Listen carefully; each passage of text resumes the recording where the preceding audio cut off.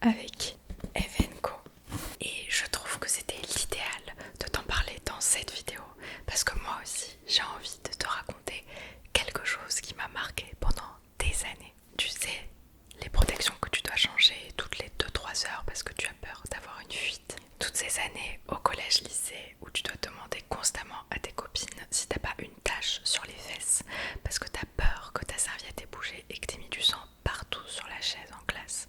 Ça a été mon quotidien pendant des années où j'ai été terrifiée que quelqu'un remarque que j'ai mes règles, où j'étais pas à l'aise de faire du sport en public parce que j'avais peur que tout le monde remarque que j'avais mes règles, où j'étais pas à l'aise en allant me coucher les premiers soirs que j'avais mes règles parce que j'avais peur de tacher mes draps. En grandissant, je me suis rendu compte que ces protections, elles contenaient du glyphosate, des perturbateurs endocriniens, des pesticides et aussi qu'elles provoquaient des irritations de la flore intime, des mycoses et voire même à terme des maladies bien plus graves. Il y a quelques mois de ça, j'ai rencontré Evenco qui m'a proposé une première collaboration et j'ai découvert leur culotte de règles. Ça a littéralement changé ma vie. Il y a peu de temps, j'ai arrêté la pilule contraceptive qui bloquait mes règles, c'est-à-dire que je n'avais mes règles que 2 à 3 fois par an et du coup je me retrouve à avoir un cycle de 28 jours à nouveau et tout ça c'est vraiment grâce aux culottes de règles parce que si je devais à nouveau porter des protections hygiéniques classiques, je pense que j'arriverais pas à tenir la cadence de changer de serviette toutes les 2-3 heures et avoir constamment peur que quelqu'un remarque que j'ai mes règles. Les culottes menstruelles, ça se présente réellement comme une vraie culotte et ça remplace totalement toute protection hygiénique sans fuite et sans odeur pendant 12 heures. Ça a totalement changé mon rapport à mon corps et à mes règles une fois par mois et franchement, croyez-moi, vous reviendrez jamais en arrière après avoir testé. C'est des économies qui sont énormes, elles durent entre 5 à 7 ans et ça vous permet d'économiser jusqu'à 900 €, soit 2250 serviettes ou tampons. C'est juste énorme. En ce moment, il y a une vente privée sur le site qui t'offre moins 60% sur tout le site de Evenco. Et en plus de ça, vous avez un code promo LOW, L-O-O-W, qui vous offre moins 10 € cumulables avec les promotions disponibles sur le site. C'est vraiment génial. Et en plus, c'est une marque française, donc on se sent beaucoup plus en confiance avec 12 heures de tranquillité, sans odeur, sans fuite. Et ça remplace de très loin toutes les autres protections. Merci mille fois à la team Evenco d'avoir sponsorisé cette vidéo. N'oubliez pas les 10 € cumulables avec la réduction de moins 60% en utilisant le code LOW. Vous trouverez tout dans la description et en commentaire épinglé. Bisous. Hey, hey, c'est LOW. J'espère que tu tu vas bien. Il y a de ça quelques semaines, je vous ai demandé de m'envoyer par mail ou en commentaire vos questions, vos problèmes, vos anecdotes et on y réagirait en vidéo. Et bien voici la vidéo. Vous avez été tellement nombreux à m'envoyer vos questions et vos soucis par mail, d'ailleurs l'adresse mail est en commentaire, que ça a été très compliqué pour moi de sélectionner les questions. Donc on a un petit peu farfouillé au hasard. Tout est anonyme de toute façon. Donc je voulais déjà vous dire merci d'avoir été aussi nombreux, d'avoir joué le jeu. Et j'espère être à la hauteur pour gérer vos problèmes. Bien évidemment, toutes les réponses n'engagent que moi. Vous pouvez évidemment apporter vos solutions aussi en commentaire. Tout est fait pour ça. Vous pouvez aussi poser vos questions dans l'espace commentaire pour les prochaines vidéos. Je sais pas encore comment appeler cette série de vidéos où je gère vos problèmes.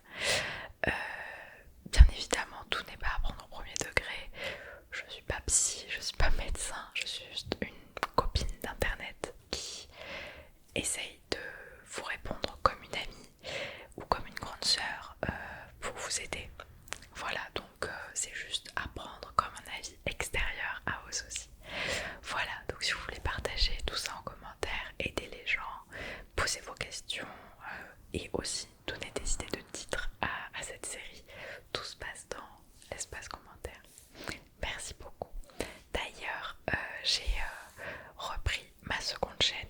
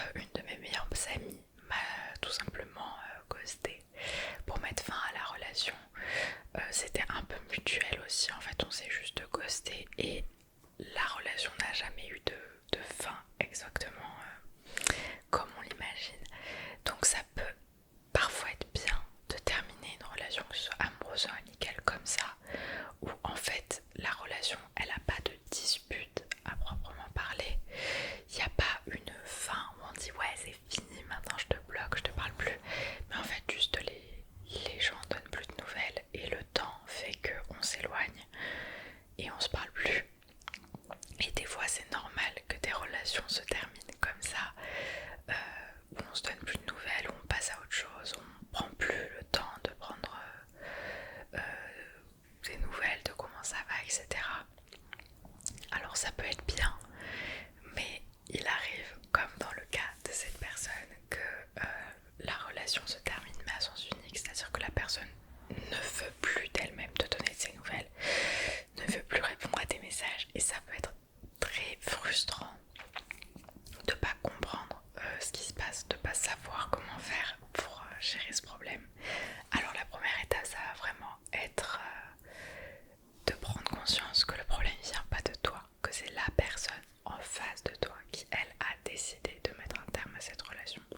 Donc tu peux pas la forcer à reprendre contact avec toi, tu peux pas la forcer à t'apprécier, tu peux pas la forcer à rester ton ami ou ton chéri, peu importe. Par contre, ce que tu peux faire, c'est pas harceler la personne, mais c'est expliquer, faire un message explicatif, une lettre, peu importe, où tu dis que bah, toi t'as pas compris ce qui s'était passé, que t'aurais aimé tirer au clair cette histoire et comprendre pourquoi cette relation s'est arrêtée là, pour quelles raisons, parce que parfois la personne n'a rien contre toi, juste bah, la vie fait qu'on s'éloigne, donc ça peut toujours être bien de coucher sur papier tout ce que tu ressens sur ton cœur et lui envoyer, ou non, t'es pas obligé, mais déjà mettre à plat tout ce que tu ressens vis-à-vis de cette personne, ça peut grandement t'aider, et après le temps fera les choses. Aujourd'hui ça fait 2 ans, 2 ans que je suis plus en contact avec mon ancienne meilleure amie. On avait un petit peu repris contact après la sortie de l'épisode du podcast où elle m'avait envoyé quelques messages, et puis il n'y a eu plus rien.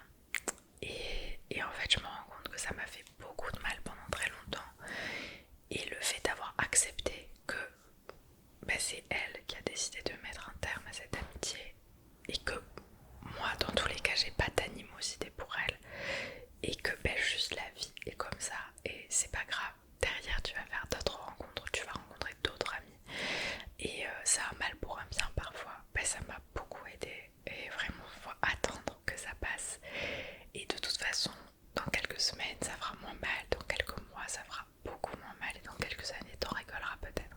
Voilà, c'est horrible. Alors,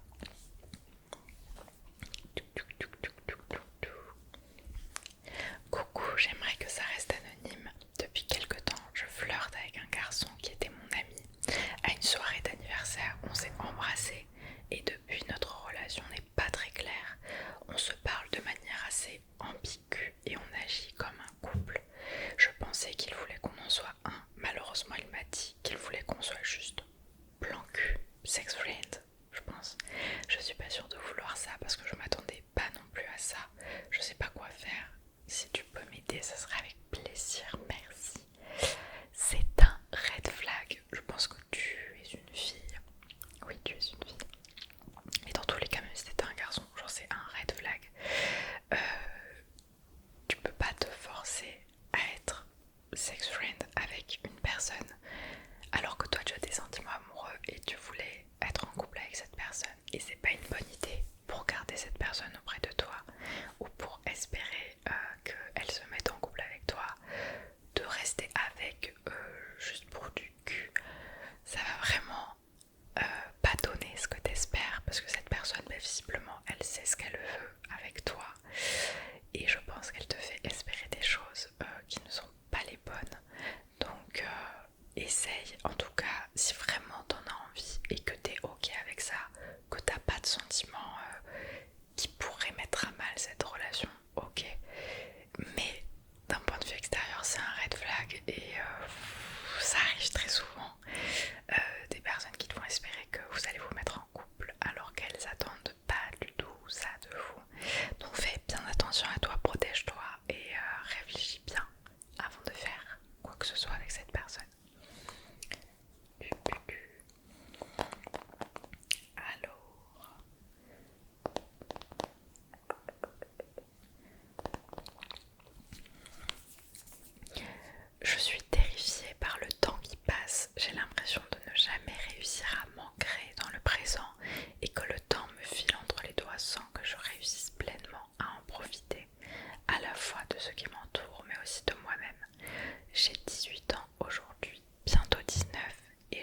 des années qui arrivent car elles marqueront le début de ma vie d'adulte.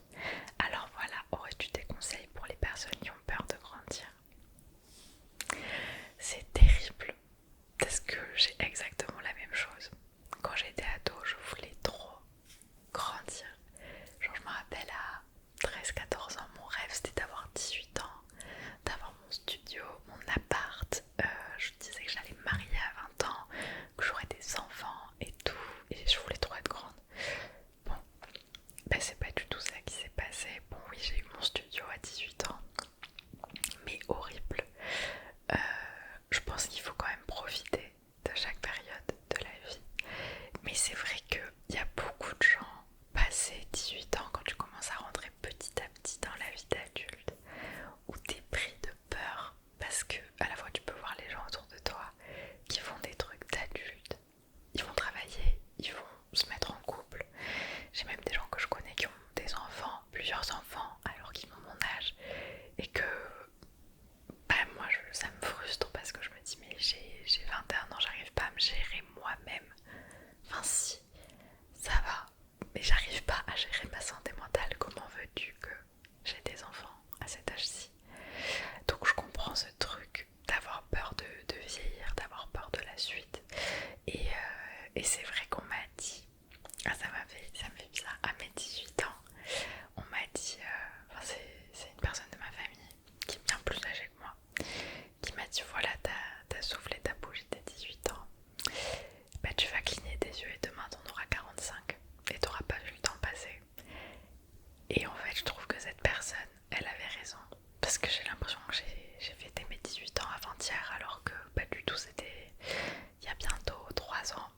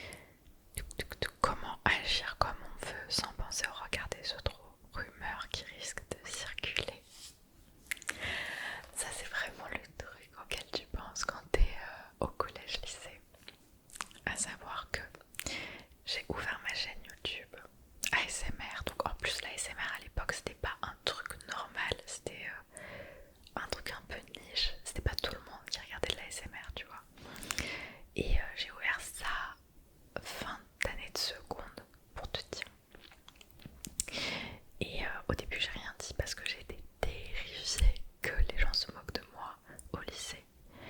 J'ai rien dit, sauf que pendant le confinement, on n'avait plus cours et de toute façon moi j'étais à distance. Mais ma chaîne a un peu explosé, donc d'un seul coup j'ai eu plein de gens de mon lycée qui m'ont envoyé des messages en disant mais waouh, tu fais des vidéos sur YouTube, c'est trop bien, génial, j'adore la SMR et tout, tu gères. Et j'étais tellement surprise de me dire qu'en fait les gens ont bien réagi. Alors il y a très certainement eu beaucoup de gens qui se sont foutus de ma gueule et j'en suis sûre. Mais en fait, ça a compensé parce qu'il y a des gens qui m'avaient jamais parlé et que j'admirais quand j'étais au lycée, qui ont trouvé mon Insta, qui m'ont contacté et qui m'ont dit bah en fait j'adore ce que tu fais, voilà t'es génial. Alors peut-être que c'était pas vrai, peut-être qu'il y avait d'autres personnes qui se moquaient, mais en fait je me suis rendu compte que les gens sont pas foncièrement méchants, faut pas toujours penser à mal, et donc on a peut-être peur d'avoir des rumeurs, de se faire moquer, de s'empêcher d'être comme ci ou comme ça, mais en fait derrière tu vas attirer des gens qui vont adorer qui tu es. Et je pense que c'est important au collège lycée d'être comme on est en fait, parce que pendant des années je voulais trop traîner avec les meufs populaires du collège, du lycée, alors que c'était pas du tout des personnes qui me correspondaient. Et c'était probablement des personnes très gentilles, mais on avait tellement pas la même vibe, les mêmes relations, enfin c'était pas du tout pareil. Et je me forçais à être quelqu'un que j'étais pas. Et ça se voyait, donc là ouais forcément ça engendrait des moqueries, etc. Que quand t'es toi-même et que tu t'assumes, ben c'est toi en fait, tu peux pas le changer, tu peux pas te forcer à être quelqu'un d'autre pour être apprécié. Donc je pense que c'est aussi ça qui fait que tu gagnes des vrais amis, des gens qui t'aiment pour ce que tu es vraiment. Et en fait le reste, c'est pas grave de toute façon. Et aujourd'hui avec du recul, je pense qu'au collège, au lycée ou même dans la vie de tous les jours, les gens sont tellement préoccupés par eux-mêmes, par la peur d'eux-mêmes de se faire juger. Ils pensent tellement à eux-mêmes qu'ils vont pas regarder toi comment tu es. On est tellement centré sur nous-mêmes qu'on regarde pas forcément ce qui se passe à côté. On n'a pas forcément ce réflexe de se moquer des autres parce qu'on a déjà trop peur pour nous-mêmes. Je sais pas si tu vois ce que je veux dire. Je sais pas ce que vous en pensez d'ailleurs.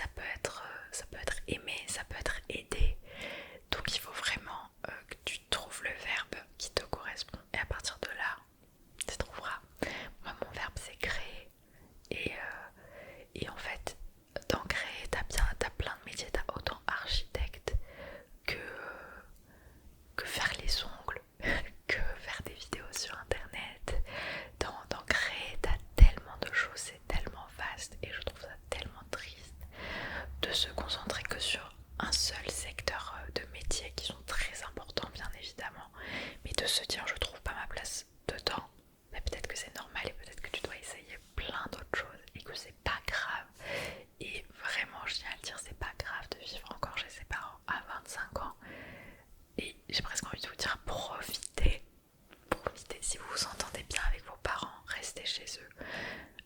C'est le meilleur conseil que je peux vous donner. Moi je suis partie trop tôt de chez mes parents parce que la vie a fait que j'ai dû partir, mais aujourd'hui avec du recul, si les relations avaient été différentes, si la vie avait été différente, j'aurais préféré rester chez eux.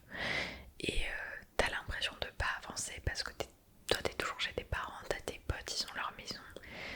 Mais en fait, le plus intelligent dans l'histoire c'est toi. Parce que déjà t'es avec tes parents et t'économises de zinzin. C'est un truc de fou quand tu vis chez tes parents, comment t'économises tes sous. Et je pense que chacun va à son rythme. Il n'y a pas de chemin tracé pour tout le monde. Et vraiment, il n'y a rien de grave. T'essayes des trucs, t'aimes pas tes études, bah tu changes, tu testes des trucs, tu pars voyager. Vraiment, si t'as aucune obligation, fonctionne comme ça. Et il n'y a pas de honte à avoir. Quand je fais le tour de mon entourage, on n'est aucun à avoir la même vie. Alors il y en a autant qui travaillent et qui vivent chez leurs parents comme ça. Il y en a qui sont en logement étudiant et qui font des études. Il y en a qui sont à distance. Il y en a comme moi qui travaillent, qui font des études. Enfin, on n'est aucun à avoir la même vie. Et je pense qu'on se pose tous la même question en se disant mais est-ce que je suis normale de moi fonctionner comme ça? Donc vraiment rien de grave, rien de grave. Alors, coucou Lau, pour commencer je voulais te dire que j'adore tes vidéos et que je te suis depuis le début. Tu fais vraiment un travail exceptionnel. Merci. Et ma question serait, est-il grave de ne pas avoir eu de rapport sexuel à 15 ans? Toutes mes copines l'ont fait, mais moi pas encore. Je me sens mise à l'écart par rapport à ça. Voilà, bisous. Bon, on essaye de rester bienveillant dans les commentaires. J'ai pas souvenir, et je suis pas si vieille, que à 15 ans, toutes mes copines l'avaient fait. Je pense non, bien après. Et encore aujourd'hui, j'ai 21 ans bientôt. Je connais plein de gens dans mon entourage qui n'ont rien fait avec personne et qui ont mon âge ou qui sont plus âgés que moi. Et en fait, même moi je l'ai pas vécu ça, donc je peux pas te dire si c'est vraiment une pression. Mais si ça peut te rassurer, c'est pas des gens qui vivent dans une grotte, hein, c'est des gens comme toi et moi qui vivent une vie d'adulte normale et qui juste n'ont rien fait parce qu'ils en ont pas le désir. Ils ont pas encore eu l'occasion et il n'y a pas de pression à avoir, encore moins à 15 ans. Vraiment le meilleur conseil que je peux te dire, c'est d'attendre d'être en confiance avec une personne, que ce soit un ami, une personne que tu aimes, que tu apprécies, en tout cas une personne qui te met en confiance et qui, tu sais, ne te fera pas de mal et avec qui c'est consenti. À partir du moment où tu te protèges et où c'est consenti, c'est bon, mais ne te précipite pas à faire quelque chose juste parce que tu ressens une pression de la part de tes copines. Vraiment, il n'y a pas, c'est pas la course. T'as tout le temps pour passer ce cap-là. Mais moi j'ai souvenir d'avoir quand même un petit peu ressenti cette pression-là. Et enfin cette pression, non, parce que